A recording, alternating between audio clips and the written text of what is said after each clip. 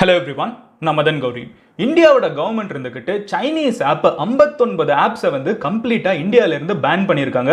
எவ்வளோ நாளுக்குன்னு அப்படி வந்து கால வரையறை இன்றி மூடி இருக்காங்க அப்படின்னு சொல்லலாம். அது வந்து எப்போ வந்து மறுபடியும் அன்பிளாக் பண்ணுவாங்கன்னே தெரியல. பட் ஒரு 59 ஆப்ஸ் வந்து கம்ப்ளீட்டா பேன் பண்ணியிருக்காங்க.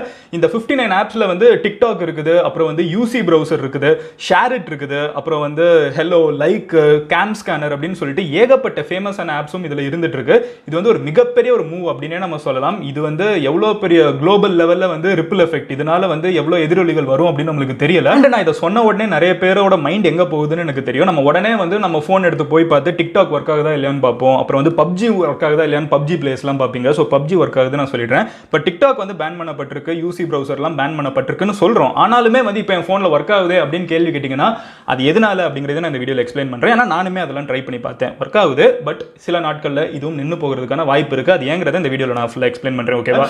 பட் இந்த அளவுக்கு ஒரு டிராஸ்டிக்கான ஒரு ஸ்டெப் ஒரே நாள்ல வந்து 59 ஆப் நம்ம வந்து ஒரு டிக்டாக்க பேன் பண்ணோம் அப்படின்னு சொன்னாலே வந்து கவர்மெண்ட் கோர்ட் கேஸ் எல்லாம் போயிட்டு இருந்துச்சு. ஒரே நேரத்தில் 59 ஆப்ஸை பேன் பண்ணியிருக்காங்க. அதுக்கான காரணம் என்ன அப்படிங்கிறது எல்லாத்தையுமே நம்ம டீடைல்டா பார்க்க போறோம். அது கவர்மெண்டே வந்து ஒரு பிரஸ் ரிலீஸ் கொடுத்திருக்காங்க. அதுல அரசாங்க தரப்பு என்ன சொல்லுது அப்படிங்கறத பார்க்க போறோம். ரெண்டாவது நம்ம பார்க்க போற விஷயம் என்ன அப்படிங்கறத பாத்தீங்கன்னா, லாக்டவுன் வந்து தமிழ்நாட்டில் ஜூலை 31 வரைக்கும் எக்ஸ்டெண்ட் பண்ணிருக்காங்க. அது எதனால அப்படிங்கறத பார்க்க போறோம். இன்னைக்கு காலையில தான் வந்து எக்ஸ்பர்ட் பேனல் இருந்துகிட்டு, அதாவது மெடிக்கல் எக்ஸ்பர்ட் பேனல் இருந்துகிட்டு லாக்டவுன் வந்து எக்ஸ்டெண்ட் பண்ணணும்னு நாங்க வந்து பரிந்துரைக்கல அப்படின்னு சொல்லியிருந்தாங்க. இருந்தாலும் தமிழ்நாட்டோட அரசாங்கம் வந்து ஜூலை 31 வரைக்கும் லாக்டவுன் எக்ஸ்டெண்ட் பண்ணியிருக்காங்க. மதுரை அண்ட் சென்னையில் வந்து ஆல்ரெடி இருக்கிற இந்த ரெண்டு ஸ்ட்ரிக்டான லாக்டவுன் வந்து ஜூலை 5 வரைக்கும் எக்ஸ்டெண்ட் ஆகும் அப்படிங்கிற ஒரு அனௌன்ஸ்மெண்ட் கொடுத்திருக்காங்க. இதுக்கான காரணம் என்ன அப்படிங்கிற இந்த ரெண்டு விஷயத்தையும் பார்க்க போறோம். பட் ஒரே ஒரு விஷயம் மட்டும் சொல்றேங்க, இது நான் 3வது முறையா இன்னைக்கு வீடியோ நான் ஷூட் பண்றேன். எம்ஜி ஸ்குவாடுக்கு இந்த இன்ஃபர்மேஷன் நான் உங்ககிட்ட வந்து எந்த இன்ஃபர்மேஷன் நடந்தாலும் உங்ககிட்ட உடனே வந்து சொல்லுவேன்னு சொல்லிட்டேன். ஆக்சுவலா இன்னைக்கு ஒரு வீடியோ ஷூட் பண்ணேன். அந்த வீடியோ ஷூட் பண்ணி அப்லோட் பண்ணலாங்கிறப்ப வந்து லாக்டவுன் அனௌன்ஸ் பண்ணாங்க. சரி, லாக்டவுனுக்கு ஒரு வீடியோ மேக் பண்ணலாம்னு சொல்லி ஃபுல்லா மேக் பண்ணேன். அதை அப்லோட் பண்ணிருக்கப்போ திடீர்னு வந்து ஆப் எல்லாம் பேன் பண்ணிட்டாங்க. சரி, இப்போ ஆப்புக்கு வந்து இன்னொரு வீடியோ அப்லோட் பண்ணிருக்கேன். இதுக்கு மேலே ஏதாவது இன்னைக்கு நடந்துச்சுன்னா எனக்கு கேட்காதீங்க, எனக்கு தெரியாது. பட் இந்த ரெண்டு விஷயங்கள் வந்து நம்ம தெளிவாக பார்க்க போறோம், ஓகேவா?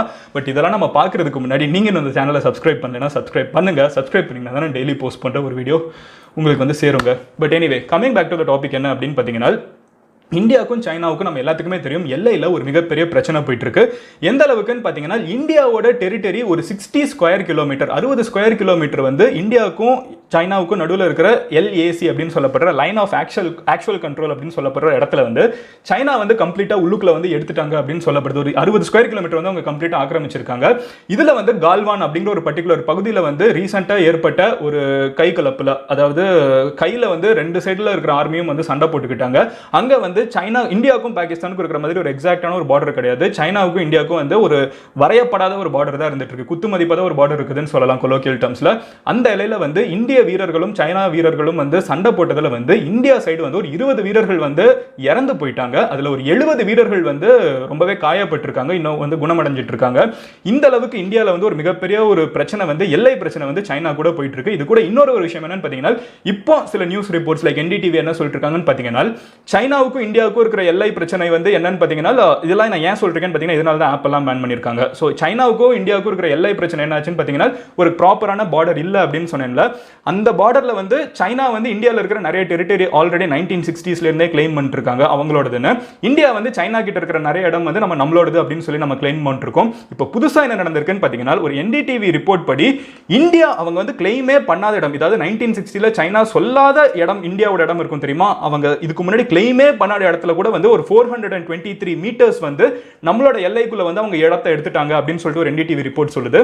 சோ எல்லையில வந்து நாளுக்கு நாள் வந்து சைனா வந்து அதே மாதிரி அதை எடுத்தது மட்டும் இல்லாம கால்வான் மொத்த ஒரு பர்டிகுலர் பகுதி இருக்குது, கால்வான் அப்படின்னு சொல்லப்படுற பகுதியில வந்து அதிகமான பிரச்சனை போயிட்டு இருக்குது.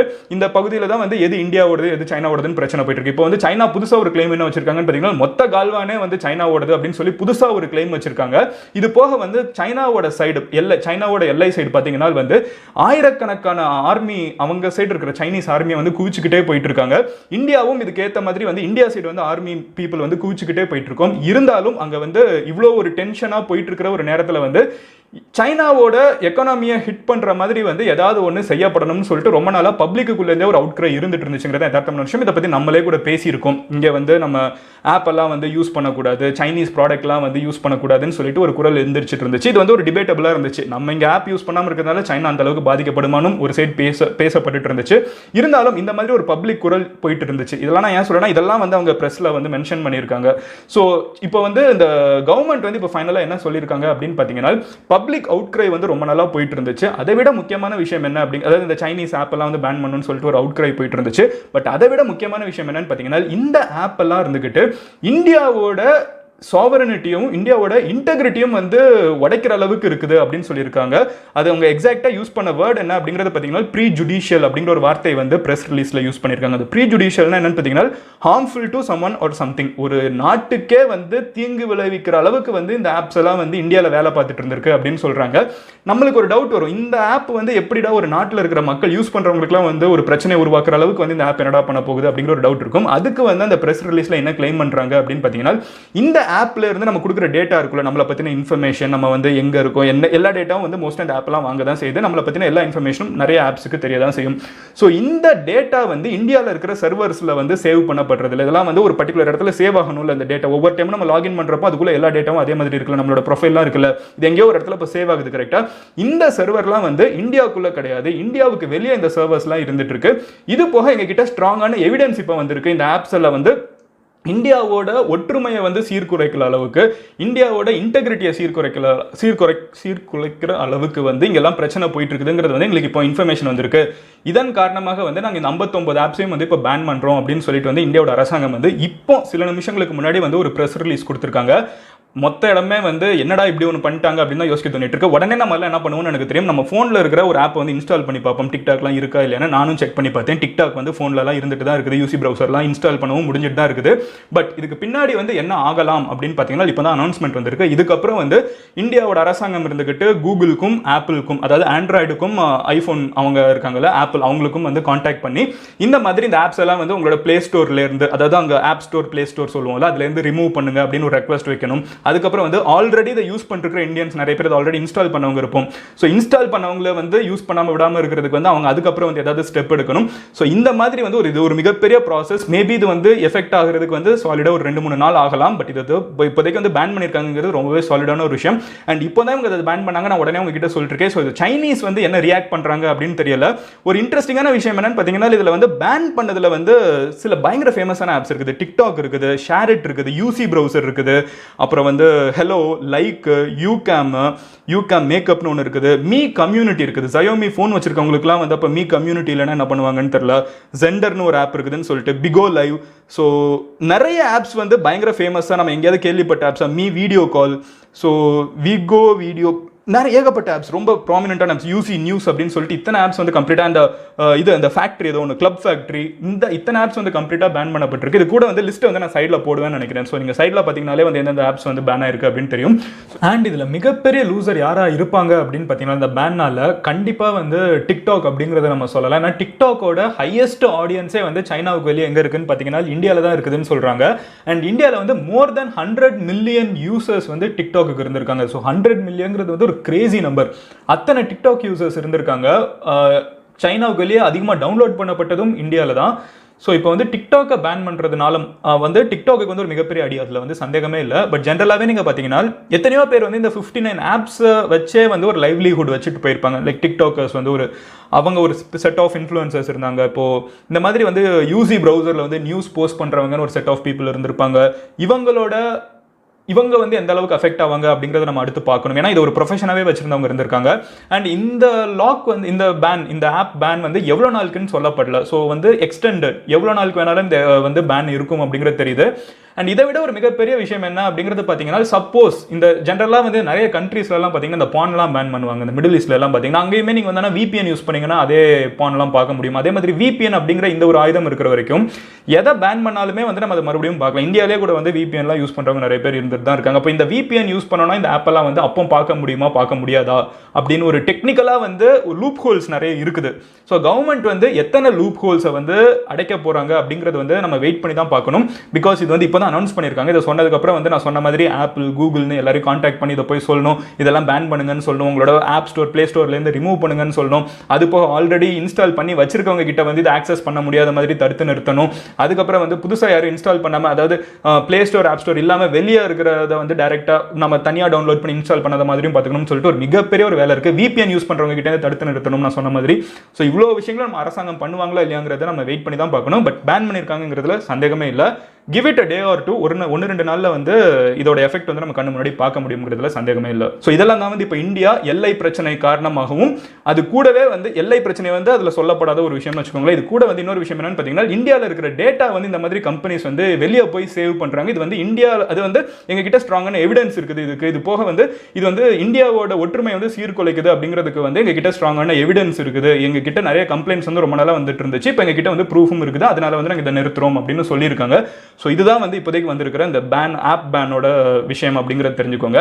ரெண்டாவது விஷயம் என்ன அப்படிங்கிறத பார்த்தீங்கன்னா, நம்ம லாக்டவுனை பற்றி பேசுவோம். ஸோ இது வந்து படப்படன்னு வேகமாக வந்தது எல்லாத்தையும் உங்ககிட்ட நான் சொல்லிட்டேன். ஸோ ரெண்டாவது வந்து லாக்டவுன் என்ன அப்படிங்கிறத பார்த்தீங்கன்னா, தமிழ்நாட்டிலையும் மகாராஷ்டிராலையும் வந்து ஜூலை 31 வரைக்கும் லாக்டவுன் எக்ஸ்டெண்ட் பண்ணப்பட்டிருக்கு.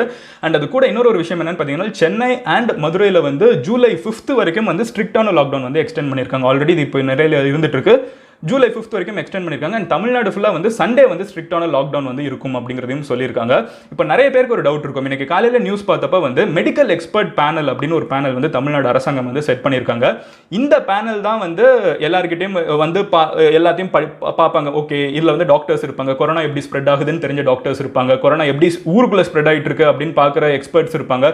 இது எல்லாத்தையும் ஒன்றா வச்சிருந்த ஒரு பேனல் வந்து தமிழ்நாடு அரசாங்கம் செட் பண்ணியிருந்தாங்க.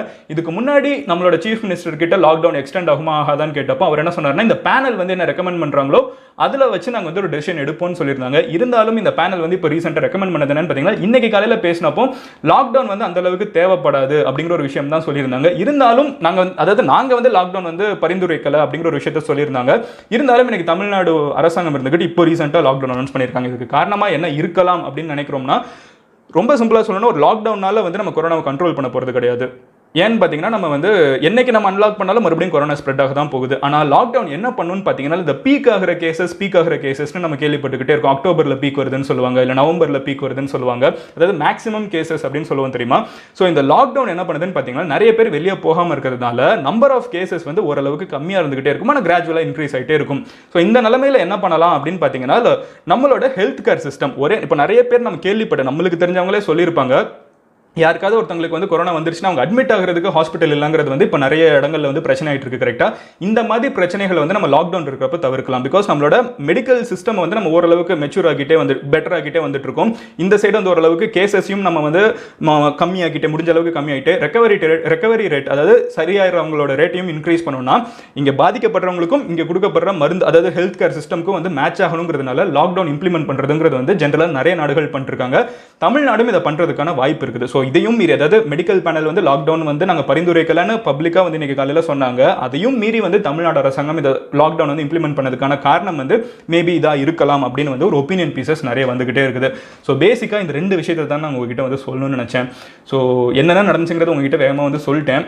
உங்ககிட்ட நான் மெயினாக கேட்கணும்னு நினைக்கிற கேள்வி என்னன்னு பார்த்தீங்கன்னா, இது ரெண்டுமே வந்து ஒரு மிகப்பெரிய டிபேட் ஆரம்பிக்குதுன்னு தான் நான் நினைக்கிறேன். இந்த ஆப் பேனாக இருக்கட்டும், இந்த 15 ஆப்பில் வந்து நீங்களும் ஏகப்பட்ட ஆப் யூஸ் பண்ணியிருக்கலாம்.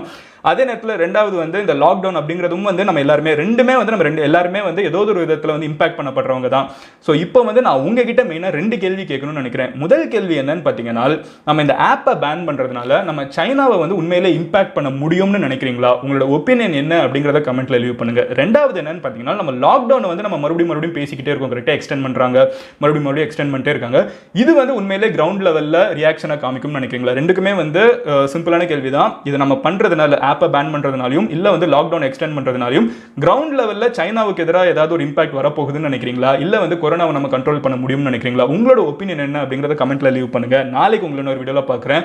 அண்ட் இந்த வீடியோவை இதெல்லாம் தெரியாதவங்க கிட்ட போய் ஷேர் பண்ணுங்க. அண்ட் இப்போ நான் போய் தூங்க போகிறேன். Bye, love you all, cheers, have a good day, take care, bye MG squad. இதுக்கு மேலே ஏதாவது நியூஸ் வந்தால் இன்றைக்கி என்னை கேட்காதீங்க, நாளைக்கு பார்க்குறேன். பாய், சியர்ஸ். Hello everyone.